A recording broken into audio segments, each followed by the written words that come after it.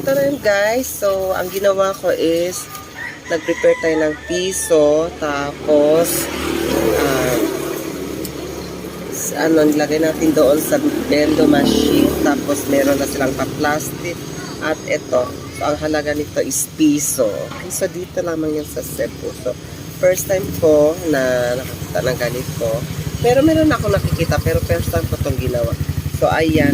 Pag dyan yan sa atin, bale, gumagawa pa tayo ng ice water, yung mahaba. Pero sa kanila dito ganito. Okay, so ayan. So, tapos ito is talian natin. Ayan. And, eto, iinom na tayo ngayon. So, let's try.